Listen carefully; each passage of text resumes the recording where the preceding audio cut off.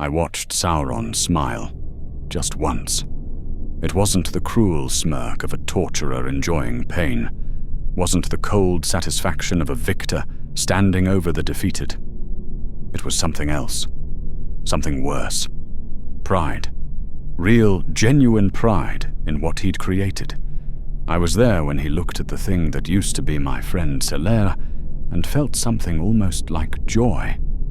When he examined his work, the way a craftsman might admire a perfectly forged blade, and for just a moment, his face showed an emotion I didn't think he was capable of feeling.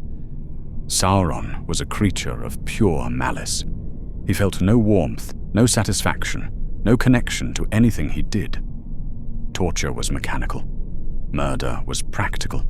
Corruption was simply a tool. But in this, in what he created in those dungeons beneath Tol-in-Gaurhoth, I saw something close to pride flicker across his face. And that terrified me more than anything else. My name is Tauron. I was a scout in the forces of Finrod Felagund during the First Age. Young, fast, good with a bow, terrible at following orders. That last part nearly killed me.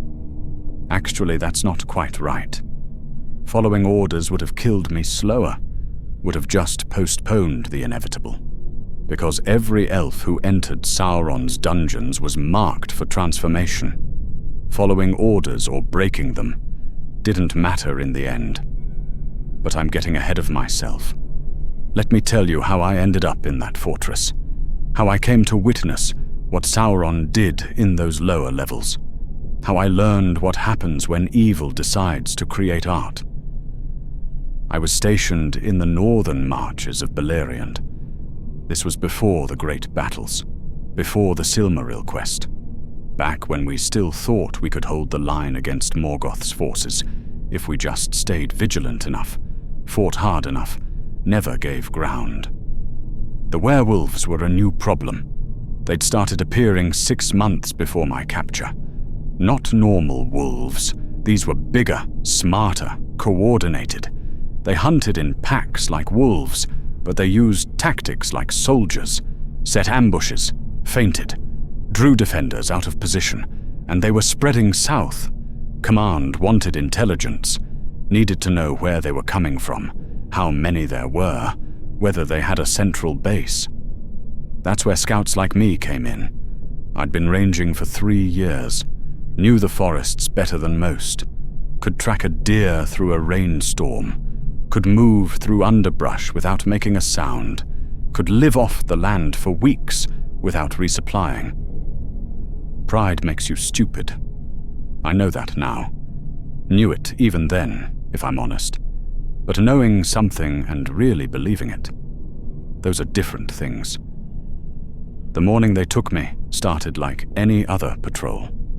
Dawn light filtering through the canopy, mist hanging in the low places, the smell of wet earth and pine, and the faint tang of smoke from a campfire somewhere miles away.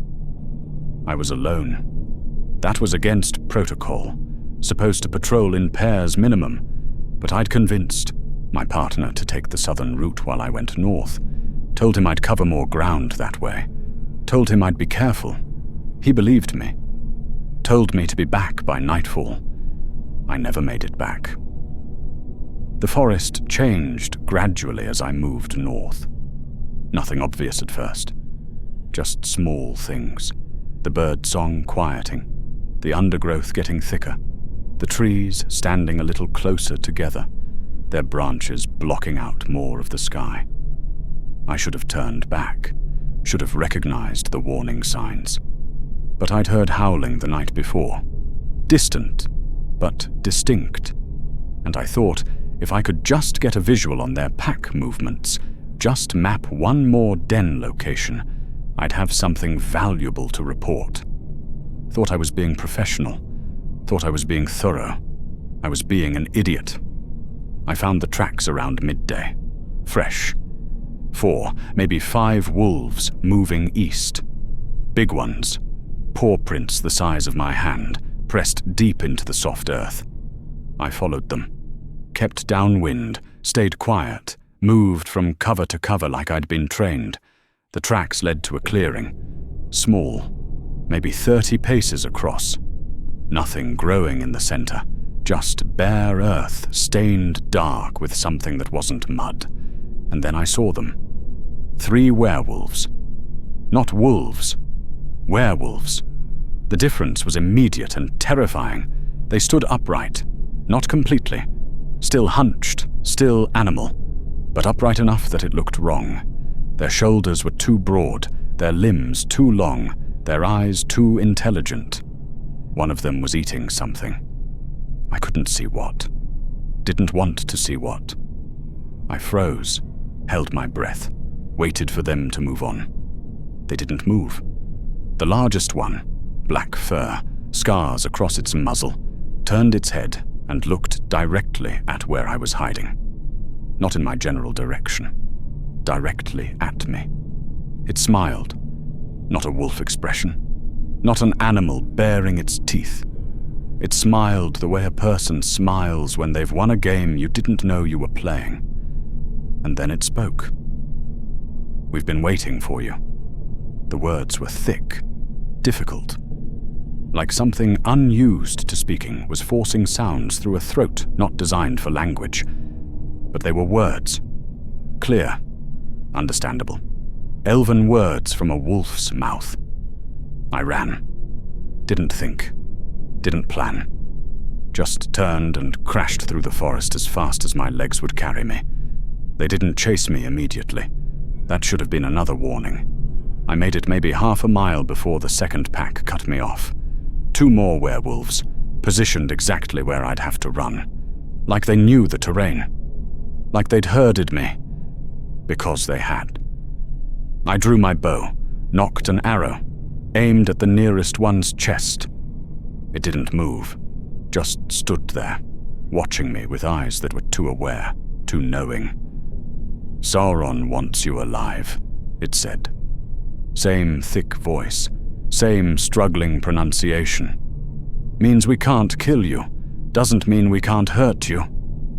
Behind me, I heard the first pack approaching. Heard branches snapping. Heard breathing that was too deep, too wet. I was surrounded. I loosed the arrow anyway. Hit the werewolf in the shoulder. It barely flinched. Looked down at the arrow like it was mildly inconvenient, then reached up and pulled it out. The wound closed. Not instantly. I could see flesh knitting back together, fur growing over the injury, but closed, like I'd never hit it at all. "Your turn," it said. They took me down in seconds. No ceremony, no speeches, just efficient, brutal violence. Claws and teeth and the overwhelming strength of bodies that were stronger than they should be, faster than they should be. When I woke up, I was bound, hands behind my back, feet tied together, being dragged through the forest by one of the werewolves like a hunter, dragging a deer carcass. We traveled for 3 days. North, always north, into territories I'd never mapped, through forests that grew progressively darker and more twisted. The trees here didn't look right. Their bark was too dark. Their branches grew at wrong angles. Leaves that should have been green were grey or black or colors I didn't have names for. And the sky. The sky was the worst part. It wasn't blocked by canopy. You could see it clearly, but it was heavy, oppressive, like something vast and malevolent pressing down from above, making the air thick and hard to breathe. We passed other things in those forests, other creatures, orcs mostly, moving in war bands, things I couldn't identify, shapes in the darkness that vanished when I tried to look at them directly. None of them bothered us. The werewolves weren't prey. They were apex predators in a hierarchy where even orcs gave them space. On the second night, we camped, if you could call it camping. The werewolves didn't build fires, didn't cook food. They just tore into raw meat from kills I hadn't seen them make and settled down to sleep in a loose circle around me. I didn't sleep. couldn't. Every time I closed my eyes, I heard them breathing, heard the wet sounds of them feeding, heard them shifting position, claws scraping stone, fur rustling against earth. One of them noticed me staring. The black one, the leader. It raised its head, looked at me with those two intelligent eyes. "You're wondering why we talk," it said. I didn't answer. Couldn't. My throat was too dry. "We remember," it continued, voice still thick, still struggling but clearer than before, like it was getting better with practice. "Remember being elves, remember language, remember thinking, remember everything we were before Sauron changed us." It paused, looked at something in the distance I couldn't see. "You'll remember too. That's the worst part. You'll always remember." I found my voice. "What are you talking about?" It looked back at me, and in its eyes, I saw something that wasn't animal at all. I saw grief. "You'll understand soon enough," it said, "when you're like us. When you remember being an elf but can't speak properly anymore. When you remember the taste of lembas but can only stomach raw meat. When you remember music but can only howl. I'm not going to be like you." It didn't laugh, didn't mock me. It just looked sad. Everyone says that. Everyone who gets taken to the tower. Everyone who ends up in the dungeons. They all say they'll resist. They'll stay elven. They'll remember who they are. It stood up, walked closer, stopped just outside reach. And they do remember. That's Sauron's gift. You'll remember everything. You just won't be able to do anything about it. On the third day, we reached the river. The Sirion. I recognized it from maps, though I'd never been this far north before.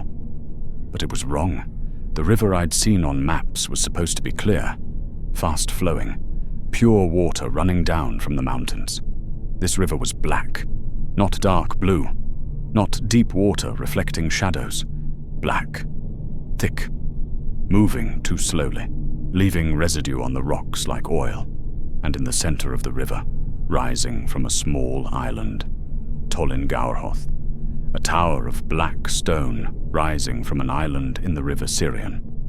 Not built, carved, like someone had taken a mountain and shaped it into a fortress.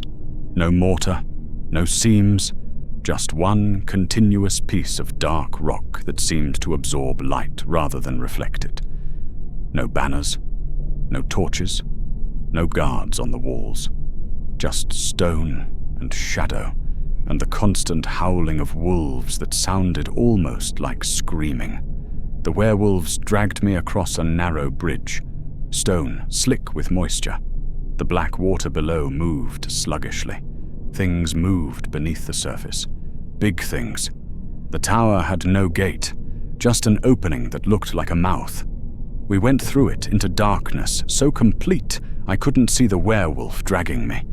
Could only feel the claws digging into my shoulder, the stone beneath my feet, the walls closing in on either side. Down, always down. The corridor descended into the earth, spiraling, taking us deeper into whatever hell Sauron had built beneath that island. I heard sounds, distant at first, then closer, screaming, howling, the clash of metal, something being dragged, someone begging in a language I didn't recognize, and underneath it all, a low thrumming sound, like a heartbeat, regular, constant, coming from somewhere far below. We passed cells, iron doors set into stone walls, small windows covered with bars, faces pressed against those bars, elven faces mostly, some human, all with the same expression, hopeless recognition. They knew what was going to happen to me, because it had happened to them. The werewolf stopped at a cell, threw me inside, slammed the door. Darkness. Complete, absolute darkness. I couldn't see anything. Couldn't tell how big the cell was, Couldn't tell if I was alone. The floor was damp. Something in the corner smelled like rot and fear and old blood.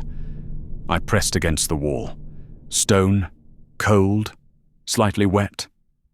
No windows, no light. Just darkness and the sound of my own breathing and the distant howling and that constant, rhythmic thrumming from somewhere deep below. I don't know how long I sat there. Minutes, hours. Time didn't work the same way in that darkness. Eventually, I heard a voice. Quiet, controlled, coming from the other side of the wall. "You're in cell 12. I'm in 11. My name is Silera." I scrambled toward the voice, pressed my hands against the stone like I could reach through it. "How long have you been here?" 3 months, maybe 4. Hard to keep track. 3 months. My heart sank. "Have you seen him? Sauron?" "Oh, yes." Her voice didn't change, still calm, still steady, like she was discussing architecture or weather or anything other than imprisonment in a fortress of nightmares. "He comes for us, one at a time, takes us down to the lower levels. Sometimes they come back, sometimes they don't.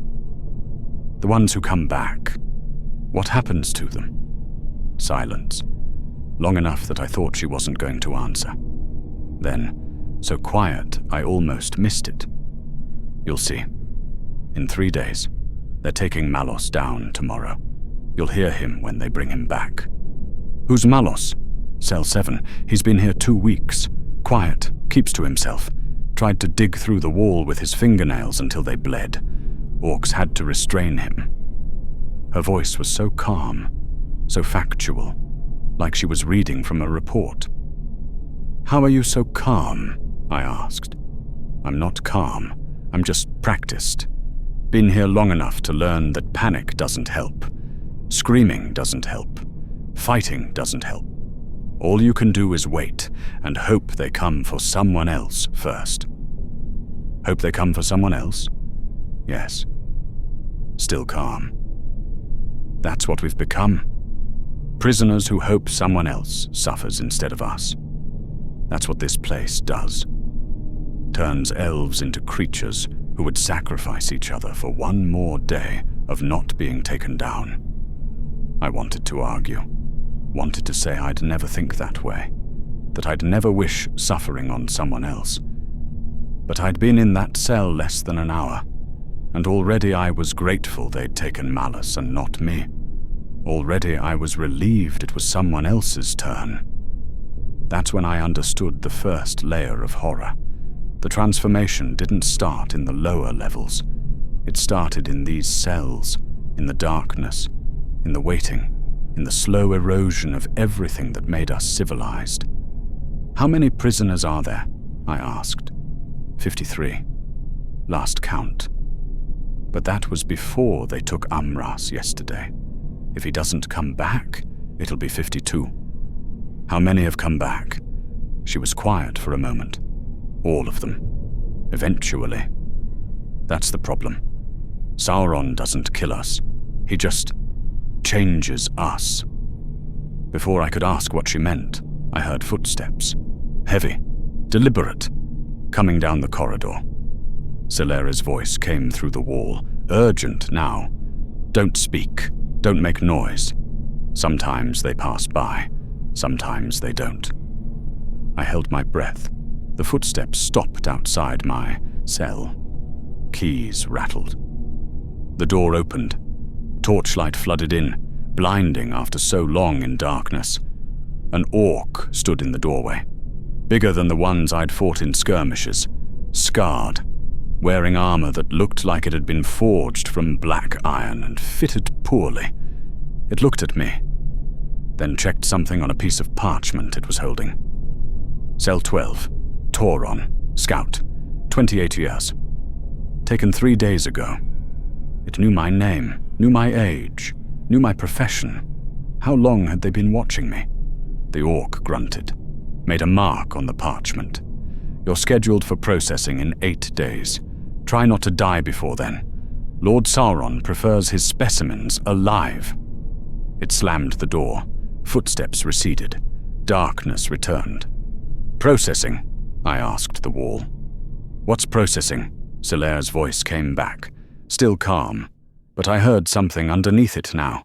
Something that hadn't been there before. Fear.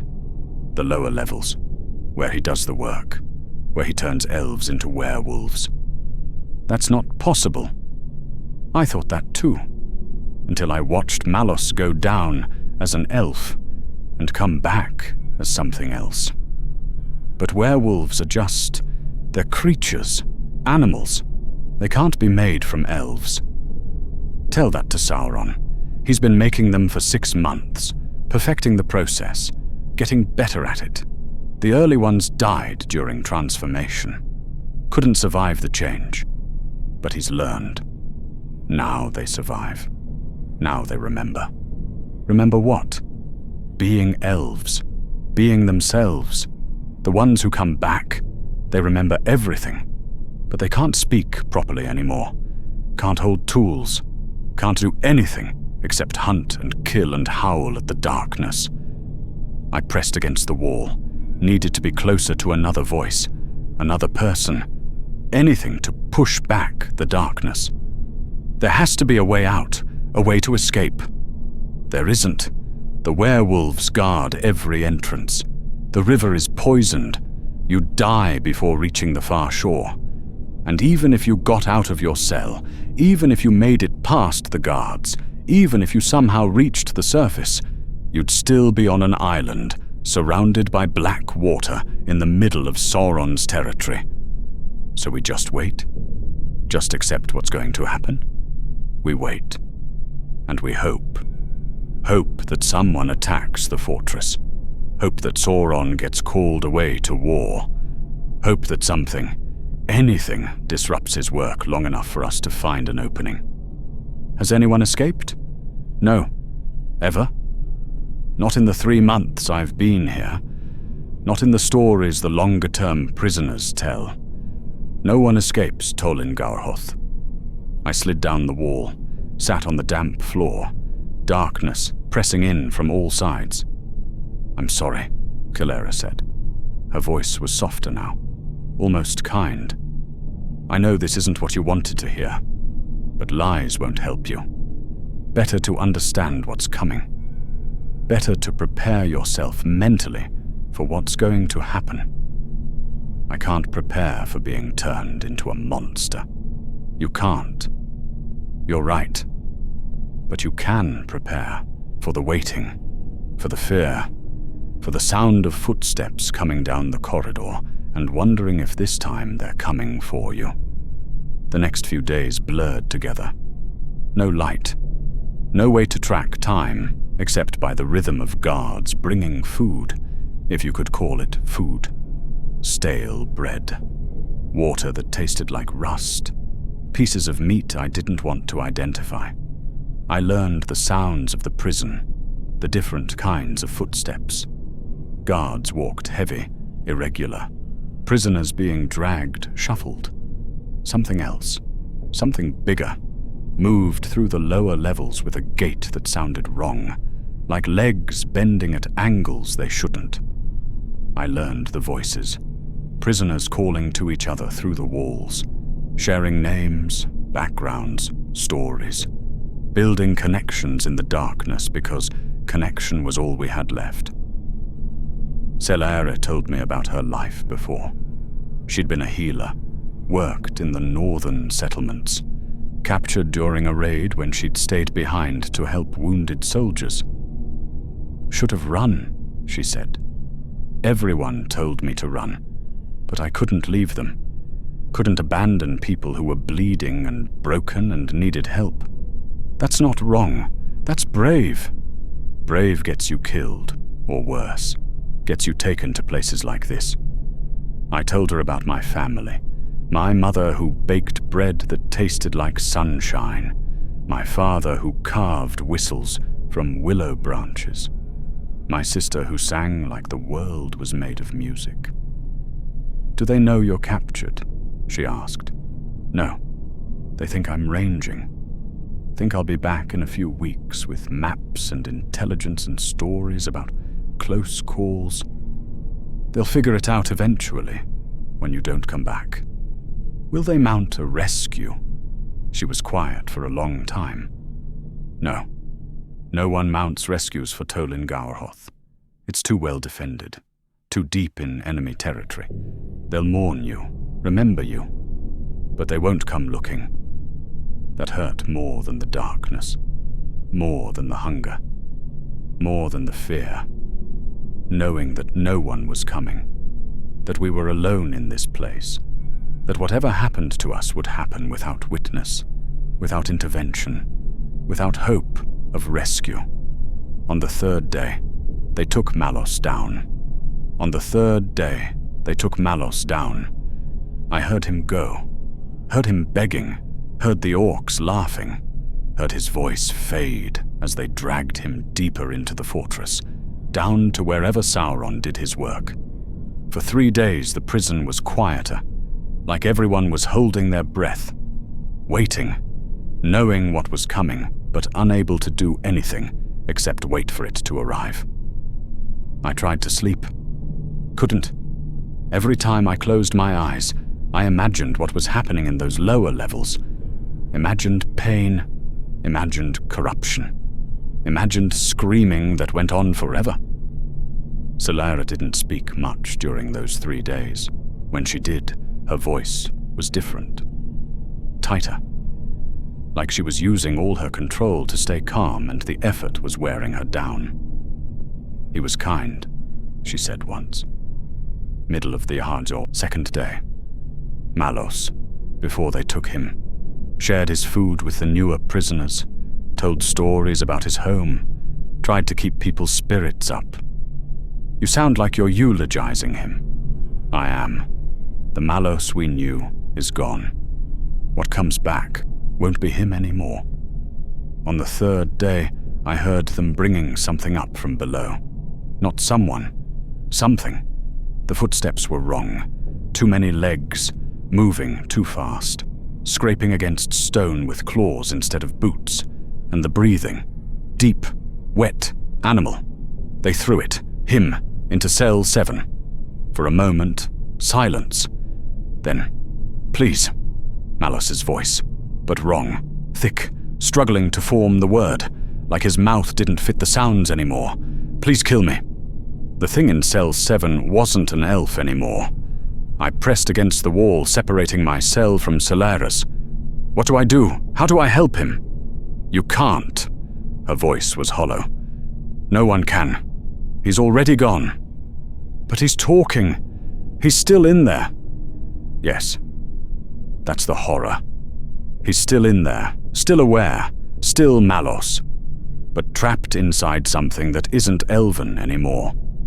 Trapped inside a body that doesn't obey him. Trapped inside instincts and hungers and urges he can't control. From cell 7 I heard crying, not weeping, howling, the sound of someone trying to sob but producing sounds that belonged to an animal instead. And underneath the crying, words, barely comprehensible, repeated like a prayer. Not me, not me, not me, please, not me, please change me back, please not me, over and over. For hours, the other prisoners tried to comfort him, called out to him, told him he was still himself, told him it would be okay. But it wouldn't be okay. We all knew it. Sauron had turned an elf into a werewolf, and Malos was still conscious, still aware, still imprisoned inside a form he didn't recognize.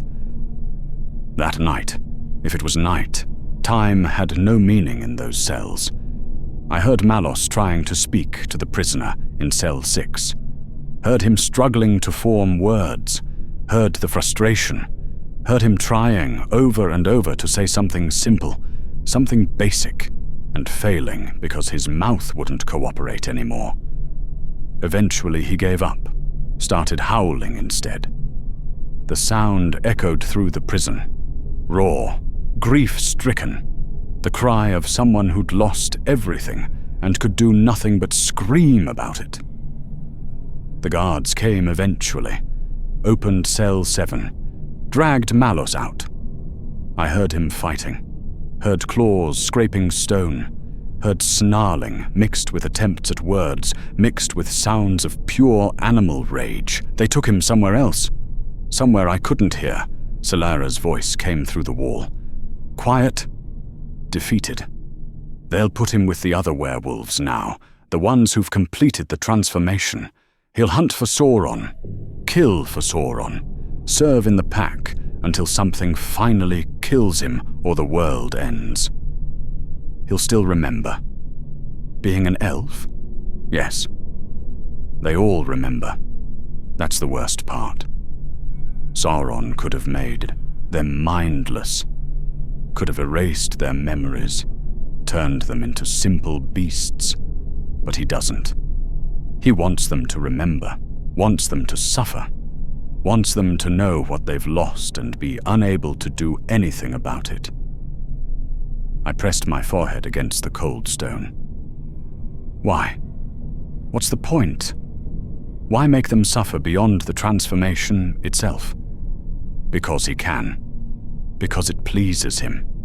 Because taking something beautiful and twisting it into something monstrous is his art. And making sure the beautiful thing remembers what it was, that's his signature. 5 days later, they came for Silera. I heard her cell door open, heard her voice, still calm, still controlled. I'm ready. Silera. No! It's all right, Tauron. Everyone's turn comes eventually. Just remember, whatever they bring back to this cell in 3 days, it won't be me. Don't try to save it. Don't try to help it. Just let it go. I can't do that. You have to, because in a few days they'll come for you, and you'll understand why I'm asking this. They dragged her away. I shouted, begged, demanded they take me instead. The guards laughed. For 3 days I listened to the prison, listened to the other prisoners trying to maintain hope, listened to them tell stories, share memories, anything to keep the darkness at bay. But I wasn't listening to them. I was listening for her. Listening for screams from the lower levels, listening for any sign of what was happening. I heard nothing. That was somehow worse than hearing everything. On the 3rd day, they brought her back. I heard the same wrong footsteps, same scraping claws, same wet animal breathing. They threw her into cell 11. I pressed against the wall. Silera, are you there? Silence. Then slowly, carefully, Tauron. Her voice was different, lower, rough, like speaking hurt. I'm here, I'm right here. Don't look at me. She was crying. I could hear it. Tears mixed with sounds that didn't belong to an elf. When they come for you, don't look at me. Don't remember me like this. What did he do to you? I don't know. She was sobbing now. Full, broken sobs that sounded wrong coming from her throat. I don't know what I am anymore. I can feel it. This body, it's not mine. It doesn't move right, doesn't feel right. But I'm still in here. I'm still me, but I'm trapped inside this thing and I can't get out. Her voice broke, dissolved into howling. I sat against the wall and listened to her cry. Listened to an elf who'd been kind and brave and compassionate lose everything that made her who she was. And I knew my turn was coming. 2 days later, the guards came for me. 2 orcs, big ones. They opened my cell door, grabbed me before I could resist, hauled me out into the corridor. I fought. Didn't matter. They were stronger. And I'd been in that cell for over a week with minimal food and water. Had no strength left. They dragged me down through corridors that got hotter as we descended. Down past levels of cells I hadn't known existed. Down past chambers where I heard things I didn't want to identify. Down to where the thrumming sound I'd heard since arriving became loud enough to feel in my bones. The corridor opened into a chamber. large. Stone floor stained dark, chains hanging from the ceiling, tables covered in tools I didn't recognize, implements that looked surgical and barbaric at the same time. And there, in the center of it all, standing over a table like a craftsman reviewing his workshop, Sauron. He looked up when I was dragged in, studied me the way you'd study raw materials, evaluating, calculating. "Another scout," he said. His voice was pleasant, almost warm, the voice of someone discussing an interesting problem. "You people never learn, do you? The forests aren't yours, haven't been for years, yet you keep sending scouts north. Keep trying to map our movements. Keep thinking you can gather intelligence without consequences." I tried to speak. My throat was too dry. He walked closer, circled me slowly, not threatening, just examining. Like I was a horse he was considering buying. Young, healthy, good bone structure. This one should survive the transformation easily. He stopped in front of me, met my eyes. His eyes were wrong, not evil in any way I'd expected. Not red, not glowing, just empty. Completely, utterly empty. Like looking into wells that had no bottom, no light, no warmth, no recognition that I was a person and not just a thing to be worked on. "The transformation takes 3 days," he said. Still pleasant, still conversational. "Day 1, I break down what you are. Unmake the elvish form. Strip away the immortality, the grace, everything that makes you what Iluvatar intended. Day 2, I rebuild you into what you'll become. Add the wolf form, the instincts, the hunger, the strength. Day 3, I wake you up inside it and make sure the consciousness stays intact." He picked up something from the table, a blade. Too sharp, wrong angles. "This will hurt," he said. "But pain is just information. You'll learn to interpret it differently. By day 3, what feels like agony now will just feel like pressure, like sensation. Your mind will adjust because it has to, because the alternative is madness." "Why?" I managed to croak out. "Why do this?" He looked genuinely surprised by the question, like he'd never considered it might need answering. "Because I can. Because Morgoth tasked me with creating weapons, and this is my finest work. Because taking the children of Iluvatar, beings meant to be eternal, beautiful, uncorrupted, and twisting them into monsters serves a purpose far beyond simple warfare." He set the blade down, picked up something else, something that looked like crystal but felt wrong, radiated cold that had nothing to do with temperature. "Do you know what the greatest weapon is? Not strength, not numbers, not even magic. It's despair. The knowledge that even the purest thing can be corrupted. Even immortality can be trapped. Even elves can become monsters." He pressed the crystal against my arm. I felt it immediately. Something wrong flooding into me. Not poison, not magic in any sense I understood, just wrongness. Like darkness had weight and substance, and he was pushing it into my body. "When your people see werewolves in the forests," he continued, voice still pleasant, "they assume they're fighting beasts, simple creatures, dangerous but not thinking. But then they look closer, see the intelligence in the eyes, see the elfcraft armor scattered around the dens, see the way the werewolves move like trained soldiers, and they start to wonder." The crystal burned. Not hot, cold, so cold it felt like fire. They start to realize what the werewolves used to be, and that realization, that horror, that's worth more than any battle victory. That's despair made flesh. He pulled the crystal away, examined where he'd pressed it. My skin had changed, darkened, hair growing where there shouldn't be hair. "Good. You're taking to it well. Some specimens reject the initial corruption, die within the first hour. But you are young, adaptable. You'll survive." He picked up the blade again. "Let's begin properly." The first cut was clinical, precise. He worked like a surgeon who'd performed this operation hundreds of times. But it wasn't surgery, it was corruption.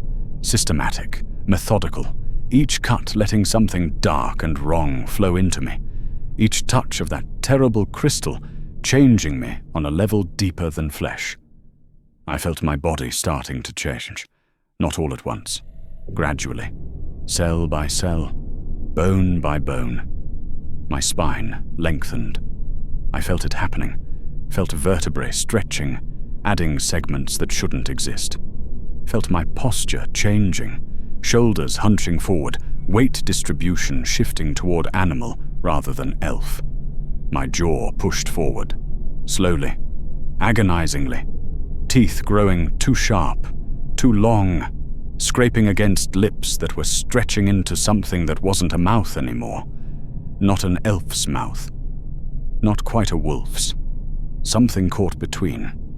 And through it all I stayed conscious. That was the worst part. I was awake, aware, trapped inside a body that was becoming something else, while I watched it happen from inside. Sauron made notes, adjusted his technique, tried different tools, different cuts, different applications of that terrible crystal. "Fascinating," he murmured. The consciousness remains intact much longer in younger specimens. The older ones sometimes fragment during day one, break mentally before the transformation completes. But you're holding together well. I tried to scream. The sound that came out was half elven, half animal. A shriek that dissolved into a howl that became a whimper. He smiled. Not cruel, not mocking. Proud. Genuinely, honestly proud of what he was doing. "Do you understand now?" he asked. Not rhetorical. He actually wanted an answer. This is art. Real art. Taking the most beautiful thing in creation and remaking it into the most terrible. Taking immortality and twisting it into eternal imprisonment. Taking the children of Ilúvatar and turning them into servants of shadow. My hands were changing. I watched it happen. Fingers elongating, nails becoming claws, joints bending at new angles, fur growing across skin that was darkening, thickening, becoming something other than elvish flesh. "The werewolves," he continued, still working, still adjusting, "are my finest creation. Better than orcs. Those are just corrupted elves with no memory of what they were. Better than trolls, mindless brutes. Better than anything Morgoth himself ever designed. Because you remember. You'll know what you were. You'll spend eternity trapped inside this form, remembering the elf you used to be, unable to ever return to it." He stepped back, examined his work. I looked down at myself. My body was wrong. Stretched, twisted, covered in dark fur, hands that were becoming paws, legs that bent backward, a tail I could feel growing from my spine. But I was still in here, still Tauron, still aware of every horrifying change. "Day one complete," Sauron said. He made a note on a piece of parchment. "Subject has maintained consciousness throughout initial corruption. Transformation proceeding as expected. Will continue tomorrow." He left. The orcs came, dragged me back to my cell, threw me inside. I collapsed on the floor. This body didn't work right, didn't balance correctly, kept trying to move in ways that felt instinctive but wrong. From the next cell, I heard Silera's voice. "Tauron, is that you?" I tried to answer. Tried to say yes, I'm here, I'm still me. What came out was a whimper. "I know," she said, voice full of grief. "I know. You're still in there. Still you. But they've trapped you inside this form, and there's nothing either of us can do about it." I pressed against the wall between our cells, needed connection. Needed to know I wasn't alone, even as I was being unmade. "It gets worse," she said quietly. "Day 2, he'll finish the transformation, complete the wolf form, add the instincts, the hungers, the urges, and you'll feel yourself wanting things you'd never want, craving raw meat, wanting to hunt, wanting to submit to pack hierarchy." I whimpered again. "And day 3, he'll wake up everything inside you. Make sure you're fully conscious, fully aware, and then he'll put you with the other werewolves, and you'll spend the rest of your existence serving him, hunting for him, killing for him, all while remembering what you used to be." I lay on the floor of my cell. This body, this wrong, twisted, corrupted body. I could feel my mind starting to change too, thoughts becoming harder to hold, concepts slipping away, language feeling less natural, but I was still in here, still aware enough to know what I was losing. That's when I understood the true horror. This wasn't transformation, it was imprisonment. I wasn't becoming a wolf, I was being buried inside one, and I'd be trapped here forever. Day 2, Sauron continued his work. He came for me before I'd recovered from day 1, dragged me back down to that chamber, strapped me to the table with chains that burned when they touched this new skin. "You survived day 1 better than most," he said. Still pleasant, still conversational. "The transformation is taking well. Today we complete the physical form. Tomorrow we ensure the consciousness remains." He picked up new tools. Worse tools. This time he wasn't just corrupting. He was rebuilding. I felt bones breaking and reforming, felt muscles tearing and regrowing in configurations that served quadrupedal movement instead of upright walking, felt my skull reshaping, elongating, becoming something that could house a wolf's jaw and teeth and senses. The pain was beyond description. But worse than the pain was the awakening of new instincts. I felt hunger I'd never experienced, not for food, for meat, raw, bloody. The thought of cooked food, of lembas, of anything elven made me nauseous. But the smell of blood from my own wounds made my mouth water. I felt aggression building, territorial instincts, pack hierarchies, the urge to submit to the stronger, dominate the weaker. Concepts I'd never considered suddenly felt natural, right, obvious. I felt the hunting instinct, the desire to chase, to pursue, to bring down prey that ran. Every cell in this new body screamed that I was predator, not person, and through it all I remained hog-conscious, remained Tauron, remained an elf trapped inside a form that was becoming less elven with every passing hour. Sauron worked with the focused attention of an artist completing a masterpiece. "The beauty of this design," he said, making another adjustment, another cut, another infusion of that terrible crystal, "is that I'm not erasing you. I'm preserving you. Your memories, your consciousness, your understanding of what you've lost, all of that stays intact, trapped, aware, unable to change anything."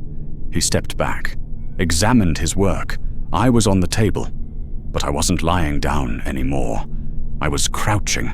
This body wanted to crouch, wanted to be low to the ground, ready to spring, ready to hunt.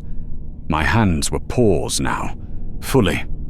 No fingers left, just claws and fur and pads that felt stone differently than hands ever had. My face was a muzzle, long, filled with teeth designed for tearing, a nose that could smell things I'd never imagined, the fear scent of the orcs nearby, the blood smell from my own transformation, the wrongness smell of Sauron's corruption. "One more day," Sauron said. "Tomorrow, I'll ensure the consciousness is fully integrated. Make sure you can't slip into animal mindlessness. Make sure you'll be aware of what you've become for the rest of your existence." The orcs dragged me back to my cell. I couldn't walk upright anymore. This body didn't balance that way. I moved on 4 legs, felt wrong, felt right, felt like nightmare and nature at the same time. Silera heard me return. "Tauron, are you still there?"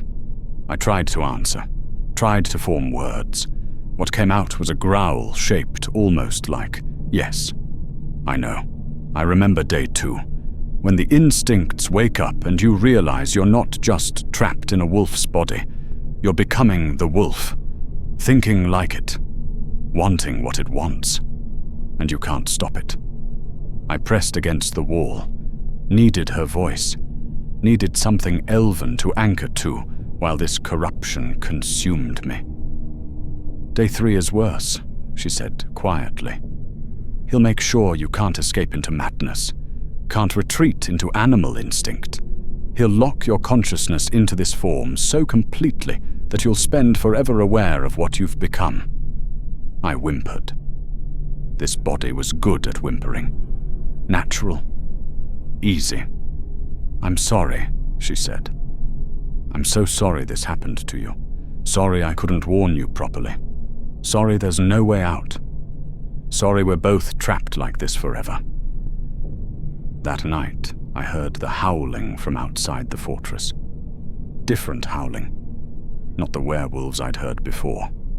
This was deeper, louder, older, and it made every instinct in my new body freeze in terror.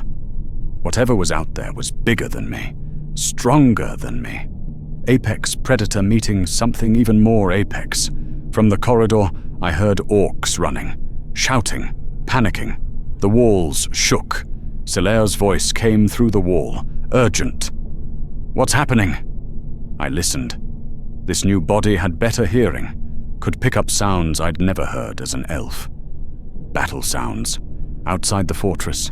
Something massive fighting something else. Massive. And then, clear as morning, I heard it, singing. A voice so beautiful it cut through the darkness like light through shadow. A voice that reached into the corruption inside me and touched something that was still elven, still pure, still me. "Luthien. She's here," I managed to growl out. "Luthien. She's attacking the tower." From all around me, I heard prisoners stirring, heard hope kindling in voices that had given up hope. "Luthien and Huan," Silera said, wonder in her voice. "They're here. They're really here." The battle intensified. I heard Huan's howl again, heard Sauron's voice for the first time showing emotion other than pride, fear, real, genuine fear.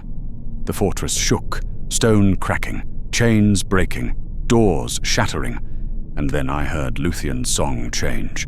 Not battle anymore, liberation. The bars on my cell started glowing, heating, melting. The door fell open. I stumbled out. This body was still new, still unfamiliar, but it could move, could run. The corridor was chaos, prisoners escaping, orcs fleeing, werewolves attacking anything that moved, including the newly freed prisoners. I saw Silera emerge from her cell, saw her in her new form for the first time. A grey wolf where a beautiful elf had been. Eyes that were still hers but looking out from a face that wasn't. She looked at me. Recognition, grief, shared suffering. We ran. Up through corridors filling with smoke, past chambers where torture implements lay abandoned, past other prisoners in various stages of transformation, some still mostly elven, some fully wolf, all trapped between. We reached ground level. The main chamber of the fortress was collapsing. Luthien's song had broken something fundamental in the structure. Walls cracking, ceiling falling. The black stone that had seemed eternal was crumbling like sand. And in the center of the chaos, I saw them. Huan, massive and silver and perfect, standing over Sauron. One paw on the Dark Lord's chest, teeth bared, every muscle coiled with the promise of death. Sauron was on the ground, Not in his beautiful elvish form anymore. He'd taken his wolf form to fight Huan, a massive werewolf, dark and terrible. But he'd lost. The creature who'd turned hundreds of elves into monsters, who'd tortured and corrupted and twisted beauty into horror, who'd felt pride in his monstrous creations. He was begging, actually begging a dog for his life. I wanted to feel satisfaction, wanted to feel justice, wanted to see him suffer the way he'd made us suffer. But I felt nothing. This body, these instincts, they didn't care about justice, only survival. I ran past them, out through the tower doors, across the bridge, into the forests beyond. Behind me, Tol-in-Gaurhoth fell. The fortress broke apart, crumbling into the poisoned river. The tower collapsed, the dungeons flooded, and the werewolves scattered. Dozens of us, maybe hundreds, running into the wilderness, freed from the fortress but not from what we'd become. I ran until I couldn't hear the tower falling anymore, until I couldn't hear Luthien's song, until I was alone in dark forests, with only the howling of others like me echoing in the distance. That was decades ago now. The First Age ended. Morgoth was defeated. Sauron fled east. The world changed. But I didn't change. Couldn't change. The transformation was permanent. I still remember everything. Remember being Tauron. Remember my mother's face. I can picture it now. Could never picture it during those 3 days in the chamber. Remember songs and stories, and the taste of lembas, and the feel of a bow in my hands. But I can't hold a bow anymore. Can't speak properly. Can't go home. I live in deep forests, far from any settlement. Hunt when I have to, and that's the worst part. The hunting comes naturally now. The instincts Sauron gave me have become as much a part of me as the memories of being elven. I'm both. Always both. Forever both. Elf and wolf. Person and predator. Tauron and monster. I see others sometimes. Other werewolves from Tol-in-Gaurhoth. We don't speak. Can't speak properly. But I see it in their eyes. The same imprisonment. The same awareness.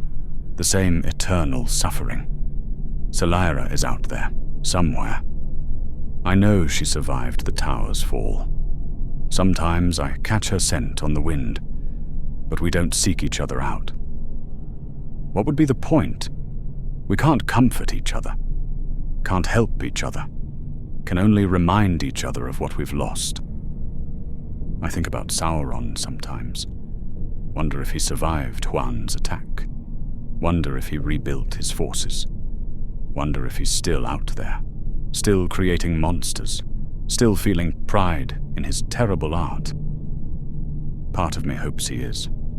Because if he's still out there, maybe someone will stop him. Maybe someone will make him pay for what he did to us. But mostly, I don't think about him at all. Because thinking requires holding on to complex thoughts. And as the decades pass, as the centuries stack up, as this imprisonment continues forever, I find it harder and harder to think the way elves think. The wolf instincts are winning. Slowly, inevitably. I'm still in here. Still Tauron. Still aware. But I can feel myself slipping, losing words, losing concepts, losing the ability to hold on to the memories that make this imprisonment torture. Maybe that's mercy. Maybe in a few more centuries, I'll forget I was ever an elf. Forget Tauron. Forget everything except the wolf. Or maybe that's the final horror. Maybe I'll never forget completely. Maybe I'll spend eternity with just enough awareness to know I'm trapped, but not enough to remember what I'm trapped away from. That's Sauron's real masterpiece, I think. Not the transformation itself. Not even the eternal imprisonment. It's the slow erosion of the imprisoned consciousness. The gradual loss of self, that happens over centuries until you're not sure what you are anymore. Elf? Wolf? Both? Neither? Living proof that even immortality can be turned into a curse. That even the eternal can be broken. That even the children of Iluvatar can be corrupted so completely that they become walking monuments to evil's power. I was there when he smiled, when I saw pride on Sauron's face as he looked at what he'd made from my friends, from Silera, from me. And now I understand why he smiled. Not because we were powerful weapons, not because we were effective soldiers, but because we were eternal suffering made flesh, because we would exist forever, trapped between elf and wolf, never able to return to what we were, never able to fully become what he's made us. That's art to him. That's pride. That's the masterpiece. And I'm part of it. Will always be part of it. Forever. This is what Sauron did in Tol-in-Gaurhoth. This is what he created in those dungeons. This is his greatest work. Not the werewolves themselves. The elves still trapped inside them. Still aware. Still suffering. Still remembering. Forever. If you want more untold stories from Middle-earth, the moments that shaped history, the horrors that were never sung about, the darkness that existed before the War of the Ring, then please do go ahead and subscribe. It helps the channel greatly. I've got more tales from Sauron's reign of terror, more monsters from the First Age, more truths about the creatures you thought you understood. What other dark secrets from Tolkien's world should I uncover next? Drop your thoughts in the comments below.